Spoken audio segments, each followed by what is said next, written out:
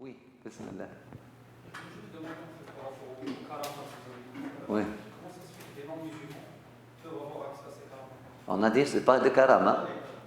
Mais ça dépend. Ça dépend. Yallah, bismillah. Qu'est-ce que cela veut dire non-musulman? Ça dépend de la définition. Bismillah. Donc, il y a deux catégories de non-musulmans. Il y a une catégorie qui sont sur le chemin de Dieu. Ils cherchent Dieu. Ils ont Dieu dans leur cœur, dans leur esprit, ils sont à la recherche de Dieu, ils sont sincères dans leur recherche de Dieu, mais le message Muhammadi, le message de Sayyidina Muhammad sallallahu alayhi wa sallam, leur a pas été exposé ou leur a pas été exposé de la bonne façon. Ça revient pire. Maintenant, je te dirais, les Québécois, avant la venue de ces soi-disant musulmans, étaient en meilleure santé spirituelle. Parce que, Wallah, il était accueillant. Maintenant, si tu vas voir le vrai Canadien, le vrai Québécois, va aller dans la campagne, là où ils n'ont pas encore rencontré des musulmans. Ils n'ont pas encore vu cette peste qui vient consommer le bien-être social, et puis qui a 4 épouses dans le secret, et puis qui est en train d'abuser celle-là, prendre l'argent de l'autre, et puis faire ci et faire ça. Et puis, ils n'ont pas encore vu cette peste-là, ok? Naturellement, Allah, subhanallah, on est arrêté, on était dans la retraite de l'Ontario, on est arrêté, une personne, c'est la première fois dans sa vie qu'il voit une femme voilée. Sa réaction, et puis qu'il voit quelqu'un habillé comme moi, sa réaction était tellement amicale. Et puis c'était toujours, lorsqu'on va dans les endroits vraiment là, dans les montagnes où des gens n'ont pas de télévision, etc., leurs réactions sont tellement friendly, tellement... Parce qu'ils n'ont pas encore rencontré, donc il n'y a pas de préjugés. Pour eux, ils sont ouverts à tous les êtres humains, ils sont prêts à apprendre de l'autre, etc. Wallahu a'lam. Ala kulli hal, entre parenthèses, c'est parfois ne pas connaître, c'est mieux que méconnaître. Ne pas connaître, ne pas être exposé à des musulmans, c'est mieux qu'être exposé à des faux musulmans, ou à des musulmans qui donnent le mauvais, la mauvaise image. Donc, nous avons dit qu'il y a des chercheurs du divin, il y a des chercheurs de Dieu qui vraiment se sont vendus à Dieu, qui ont vendu leur existence à Dieu ou au chemin de Dieu, qui ne sont pas musulmans par identité. Il y en a. Il y en a. Dans toutes les religions. Il y a des hindous qui sont comme ça, il y a des bouddhistes qui sont comme ça, il y a des juifs qui sont comme ça, il y a des chrétiens qui sont comme ça, et puis, sauf un fou, va nier ceci. Ok? Parmi ces gens-là, ils se sont vendus à Dieu. Hein? Ils cherchent Dieu. Allah subhanahu wa ta'ala a voulu les guider de façon, la charia de Sayyidina Muhammad sallallahu alayhi wa sallam pour eux n'est pas obligatoire parce qu'ils ne l'ont pas connu. Le verset dans le Coran est clair. Si un prophète est venu, là, pour eux, ça s'est arrêté jusqu'à Sayyidina Isa, ça s'est arrêté, tu comprends? Ils n'ont pas vu ça. Oui, c'était parmi les aboriginaux. Leur prophète remonte, leur dernier prophète remonte à ça fait 3000 ans ou quelque chose comme ça, ça dépend, tu comprends? Ala kulli hal. Hein? Est-ce que parmi ces gens-là, il y a des gens qui peuvent devenir des awliya, des amis d'Allah subhanahu wa ta'ala qui ont des vrais karamas? Oui. Et là, est-ce qu'on les appelle karama? Oui. Est-ce que on peut dire, l'islam est venu et puis ils doivent... On dit, Allah subhanahu wa ta'ala, les ulama, ils ont parlé de ça, ils vont être guidés durant leur vie, ou vers la fin de leur vie, ou au moment de la mort, Allah subhanahu wa ta'ala va leur montrer la lumière de la guidance qu'on appelle Muhammad sallallahu alayhi wa sallam. Et puis ils vont dire, c'est celui qu'on aime, celui qu'on suivait toute notre vie. Toute notre vie. Effectivement, parce que c'est un autre, c'est pas la main, on ne parle pas du corps, là on parle de l'esprit. C'est possible. Mais l'autre catégorie, lorsque tu dis des non-musulmans, ou même des musulmans par identité, mais qui ne sont pas mustaqim, qui ne sont pas sur le chemin. Ils ne cherchent pas Dieu. C'est clair, ils ne cherchent pas Dieu. Ils cherchent l'argent, ils cherchent le matériel, ils cherchent le pouvoir. Hein? Ils cherchent le satwa, ils cherchent le sultan, ils cherchent le comment dire, hein? Ils cherchent à dominer les gens, ils cherchent... Hein? Une personne comme ça, même si tu le vois en train de voler dans l'air ou marcher sur l'eau, c'est sûr et certain que c'est istidraj. Wallahu wa rasuluhu a'lam. Et ce que je vous ai dit, ce n'est pas une révolution ou quelque chose comme ça, c'est quelque chose, c'est une opinion très très très très classique. Hein? Est-ce que c'est l'unanimité chez les ulama de Ahl-Sunnah wal Jama'a? Non. Mais ça reste une opinion très très classique. Et le plus que je vis avec je côtoie des gens qui se sont vraiment vendus à Allah subhanahu wa ta'ala parmi d'autres religions, je vois vraiment les signes c'est pas karam, hein, ils ne sont pas en train de voler dans l'air ou marcher, mais ils ont des akhlaq, ils ont des règles d'éthique, ils ont des choses là. Ça ne se peut pas qu'ils soient méprisés par Allah subhanahu wa ta'ala et puis ils sont comme ça. Hein? Pourquoi ils ne sont pas devenus musulmans? Parce que je vois, sur un plan éthique, sur le plan d'éthique, on est loin, on est sur notre système de valeurs est encore plus ruiné que les siens. Pourquoi elles vont nous suivre? Pourquoi elles laisseraient leur vie avec Dieu, et puis ils viennent à nous avec tous nos problèmes, avec tout? Pourquoi? S'ils sont tolérants, c'est bien. Allahu Akbar. Wallahu a'lam. En fait, quand je posais la question, je pensais à un collègue qui travaille avec moi, oui, et qui travaille beaucoup sur tout ce qui est énergie, essayer de s'élever en jeûnant, des choses comme ça, mais ça n'a rien à voir avec le divin. Quand je lui ai demandé, il m'a dit c'est juste voilà, un travail. C'est notre question. Lorsque nous avons posé les questions tout à l'heure, on a dit est-ce que c'est dans le potentiel de l'être humain? Qu'est-ce qu'on a dit? Oui ou non? Oui. N'importe quel être humain. Parfois, ce n'est même pas karam, même pas istidraj. Kharq al-'ada, c'est quoi kharq al-'ada, c'est dit en français?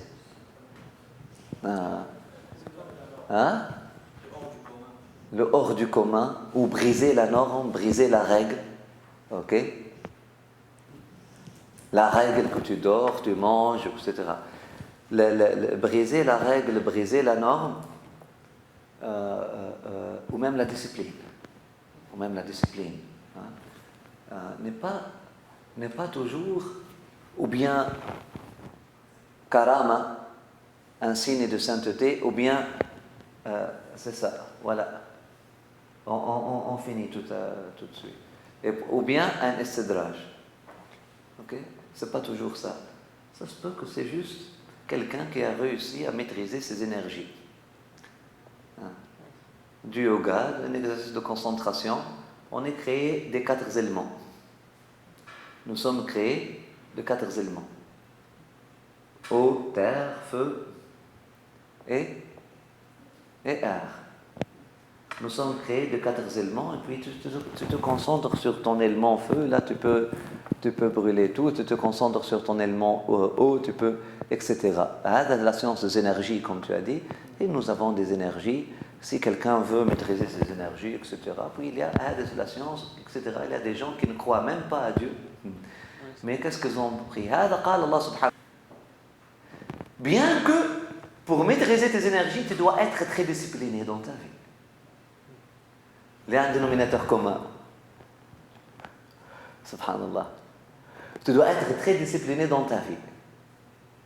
Et tu trouves les gens là qui ont cette maîtrise d'énergie, etc., balance énergie, ils sont vraiment très disciplinés dans leur vie. Ils n'ont pas des excès, ils n'ont pas des excès, ils ne mentent pas, ils s'assurent de ne pas... Pourquoi? C'est pour faire le ménage intellectuel et pour faire le ménage de leur énergie. Parce que si Allah subhanahu wa ta'ala nous a dit des choses, cette chose-là est haram ou cette chose-là est haram, parce que ça crée un désordre intérieur. Allah subhanahu wa ta'ala nous a dit de faire la prière ou de faire le jeûne. Pourquoi? Parce que ça aide à faire le ménage. Ça aide aussi à faire le ménage interne, mais ça ne s'arrête pas là. Leur science, si cette science-là d'énergie leur rapproche d'Allah subhanahu wa ta'ala, et puis ils voient dans cette science-là, dans ces signes-là, ils voient dans cette science-là des signes d'Allah subhanahu wa ta'ala. Allah subhanahu wa ta'ala nous dit dans le Coran, سنريهم آياتنا في الآفاق وفي أنفسهم حتى يتبينوا أنه الحق. On va leur montrer nos signes dans les horizons et même en eux-mêmes jusqu'à ce qu'ils voient ce que c'est la vérité. Maintenant, cette science d'énergie va être quelque chose de mubarak pour ces gens-là. Il y avait des ahbar durant le vécu, il y avait des kahana durant le vécu de Rasulullah sallallahu alayhi wa sallam qui avaient cette science des énergies. Sayyidina Omar al-Khattab était parmi ces gens-là. C'était pas n'importe qui, c'était pas l'oncle Joe, là. C'était quelqu'un qui fait partie d'une famille, son frère là et son beau-frère, etc. Et son oncle. C'était une famille qui comprennent quelque chose dans les énergies, etc. Ça leur a aidé. Ça leur a aidé à trouver le chemin. Parce qu'ils ont trouvé dans ça des signes. Mais s'ils s'arrêtent là, يقطعهم هذا العلم عن الله سبحانه وتعالى, comme n'importe quelle autre science. Si tu ne vois pas dans cette science-là un signe d'Allah subhanahu wa ta'ala, c'est quoi? Ça rentre dans ce qu'on appelle, Allah subhanahu wa ta'ala dit يعلمون ظاهرا من الحياة الدنيا وهم عن الآخرة معرضون. Ils ne connaissent, leur connaissance est limitée à des apparences de cette vie basse. Maintenant, la science des énergies, est-ce que c'est quelque chose de batin ou c'est quelque chose de zahir? C'est quelque chose de zahir, c'est manifeste. Bien que c'est pas le mot batin, ça veut dire secret en arabe. Ça ne veut pas dire que quelque chose qu'on ne peut pas voir. Est-ce que le monde de djinn, c'est zahir min al-hayat ad-dunya ou batin min al-hayat ad-dunya? Zahir. Bien que c'est caché, mais c'est zahir. Est-ce que c'est physique ou métaphysique? C'est physique. Le djinn, c'est pas métaphysique, c'est physique. Wallahu a'lam. Est-ce que c'est apparent, c'est caché? Bien que c'est caché, c'est caché dans le monde physique. C'est caché dans le monde physique. Comme les énergies, comme les ondes. Est-ce que lorsque je t'appelle, je compose ton numéro, est-ce qu'on voit mes mots là qui survolent et puis font une danse comme ça avec le vent pour qu'ils viennent à ton téléphone et puis ton téléphone, on ne voit pas ça. Il n'y a même pas un fil. C'est sans fil.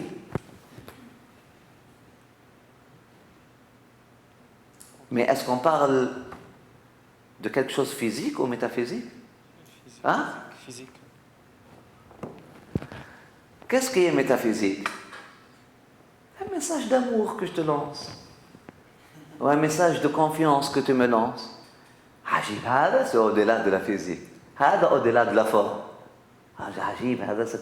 Je sens une vibration qui vient de ce frère-là et la confiance en moi. Je vois dans... Juste lui en me regardant ou même pas. Je vois que هذا عند الله سبحانه وتعالى هذا ولكن الله ألف بينهم. C'est pas ما في الأرض هذا, c'est pas لو أنفقت جميع ما في الأرض جميعا, لا. Ça fait pas partie de ce qui est des richesses de la terre. Ça fait partie des trésors du vin. L'amour, la confiance, l'attachement. C'est pas des trésors, ça fait pas partie de la trésorerie de la terre, non. C'est pas de la dunya, c'est pas de la vie basse, c'est de la vie haute. Allahu A'lam. On dit à Québec, ils ont la haute ville et la basse ville. Nous avons la haute vie et la basse vie. Alhamdulillah. Hayat. Allah subhanahu wa ta'ala dit الدار الآخرة هي الحيوان لو كانوا يعلمون. La maison qui vient après, la demeure qui vient après cette demeure-là, c'est elle la demeure éternelle. C'est elle la demeure de la vraie vie, s'ils comprennent bien ou s'ils étaient des gens de la vraie science. Mais c'est la demeure de cette vie. La demeure de cette vie qu'on appelle vie aujourd'hui. Elle n'est pas vivante, elle n'est pas vibrante de vie, elle est morte. Elle est dar de Nisyan, c'est une maison de forgetfulness, c'est une maison d'oubli qui te fait oublier, subhanallah. C'est pas une maison de hayawan. الآخرة c'est la maison de حيوان. نسأل الله سبحانه وتعالى التوفيق. اللهم ربنا انفعنا ما علمتنا، ربي علمنا الذي ينفعنا، ربي فقهنا فقه أهلنا وقرباتنا في ديننا مع أهل القتل وأنثى وذكر، ربي وفقنا وفقهم لما ترتضي قولا وفعلا كرما، وارزق الكل حلالا دائما وأخل أتقياء علما نحظى بالخير ونكفى كل شر. ربنا اصلح لنا كل الشؤون وأقر برضا منك العيون، واقض عنا ربنا كل الديون قبل أن تأتينا رسل المنون، واغفر استر أنت أكرم من ستر، وصلاة الله تغشى المصطفى من إلى الحق دعانا والوفاء، بكتاب فيه للناس شفاء، وعلى الآل الكرام الشرفاء، وعلى الصحب المصابيح الغرر. اللهم اهدنا بهداك ولا تولنا وليا سواك، ولا تجعلنا من خالف أمرك وعصاك، واجعلنا يا مولانا من يسارع في رضاك. وصلي وسلم وبارك على سيدنا حبيبنا محمد وعلى آله وأصحابه الطيبين الطاهرين. الفاتحة.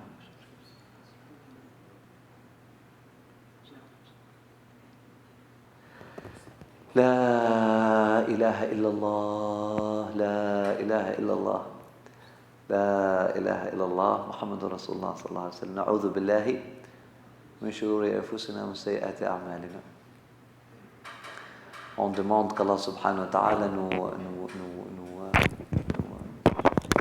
protège des maux de nos nufus ou des maladies de nos nufus. Et des imperfections de nos actions.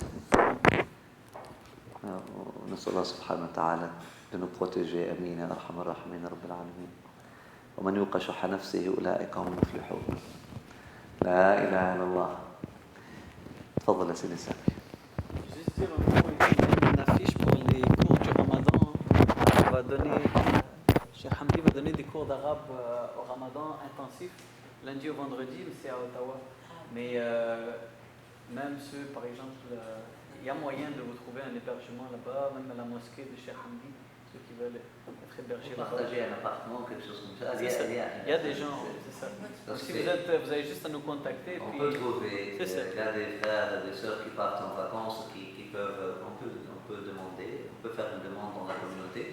Si vous êtes intéressé à passer un mois d'apprendre, il y a des gens qui voyagent en Jordanie pour Talab al-Ilm, puis qui voyagent pour le Yémen pour apprendre l'arabe, puis qui voyagent pour l'Égypte pour apprendre l'arabe, mais ça c'est Ottawa. C'est 2 heures de voiture. Nous avons, on va commencer, on va faire un test de niveau, ce que je fais. Je fais un test de niveau, et puis je commence avec, si les niveaux sont proches, je commence avec le plus faible. Donc on commence avec son niveau à lui ou à elle. Si les niveaux sont éloignés, et puis c'est juste une personne qui est très éloignée des autres, etc., là on s'excuse auprès de cette personne-là. On dit, tu vas bénéficier si tu vas rester, on va te donner des heures supplémentaires ici et là, mais tu peux quitter si tu veux. Voilà, tu comprends? Si quelqu'un, une personne très très très avancée, peut-être on dit, tu viens nous aider, et puis là, on te donne des heures, etc. Ou c'est une personne qui est vraiment, tous les gens savent lire, écrire, bien, mais ils sont... Mais généralement, si lorsque je fais des tests, on trouve que tout le monde sont dans des niveaux vraiment très proches. Et puis, donc, on commence avec des bases. Il y a des gens parce que Oula, je suis venu pour parler de ça, mais alhamdoulilah rabbil alamin, voilà, je dois parler moi-même avant de parler aux autres. Le ihsan, malheureusement, nous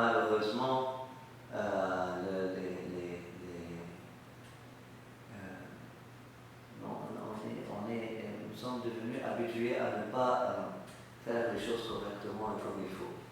Tu trouves des gens, ils ont étudié l'arabe, etc., mais ils n'ont pas vraiment terminé un niveau à 100% là, vraiment, ils n'ont pas vraiment maîtrisé leur niveau. Peut-être, hein? Donc c'est toujours bénéfique pour eux pour revenir au premier niveau et puis pour consolider ça. Dans un esprit d'intensif, les choses bougent vite. Ça va être un intensif avec des règles d'interdiction de communiquer dans une autre langue que l'arabe. Ok, on fait 30 heures. Là on communique en français ou en anglais ou quoi que ce soit. Mais les deuxièmes 30 heures, on communique en arabe. Avec ce que tu as en arabe, fais une salade avec, et puis voilà, c'est ça qu'on va faire. Donc c'est 60 heures, c'est pas rien, 60 heures. Plus une session d'université. 60 heures, c'est pas rien, c'est plus qu'une session d'université. Et puis en plus c'est intensif, donc il n'y a pas besoin d'oublier. Il n'y a pas puis on sera là avec vous. Et puis il y a aussi l'intensif d'Aqida pour le samedi dimanche. Donc l'intensif d'arabe c'est lundi jusqu'à vendredi. Et l'intensif d'Aqida c'est samedi dimanche, 2 heures. Donc 16 heures d'Aqida. C'est déjà trop. Aqida a besoin de 3 minutes pour l'expliquer. Pas plus que ça, mais on va prendre 16 heures. Il y a un beau programme là-bas pour ceux qui veulent vraiment, qui n'ont pas des travaux ou qui sont dans des étudiants. Moi, je vois ça une opportunité à ne pas manquer, une chance de ne pas manquer, qu'Allah subhanahu wa ta'ala nous donne et vous donne la baraka, le tawfiq, Inch'Allah. Et puis pour floraison jusqu'au 30 juin, la vidéo on l'a mis, tu vas la voir sinon sur internet, Inch'Allah. La semaine prochaine, c'est quoi le programme? Semaine prochaine, c'est ça. Donc, tenez-vous au courant. Aujourd'hui, comme vous avez vu, on a un problème de communication. Donc, les gens ne savaient pas est-ce qu'il y avait un cours ou pas. Donc, il n'y a pas beaucoup de monde. On devait faire un spécial Ramadan aujourd'hui. On l'a déplacé à la semaine prochaine. Ça va être fait normalement, Inch'Allah, au N. C'est quand si vous venez du métro, c'est au fond. C'est au fond de l'université, dans le N, puis c'est en bas. Et puis, ça va être un événement, Inch'Allah, avec l'université de Montréal. Il va y avoir aussi Cheikh Mahdi Terkaoui. Il va même avoir ceux qui ne savent pas trop quoi manger au Ramadan, ou ils font du sport. Il va même avoir un nutritionniste qui va donner un petit truc, comment bien manger au Ramadan, très rapide. Mais ça va être un beau programme. Puis Cheikh Hamdi sera là. Donc on est en train de l'affiche va sortir, mais ça va être 3 heures probablement. Entre midi et 4 heures. Ça va peut-être être de 1 heure à 4 heures, quelque chose comme ça. Donc tenez-vous au courant sur Internet et puis ratez pas ça, parce que après ça, il va y avoir une pause, mais ça va être un beau programme. Cheikh Hamdi, Inch'Allah, va aborder les secrets du jeûne, et puis comme ça va être un jour avant Ramadan, ça à ne pas rater. Merci beaucoup.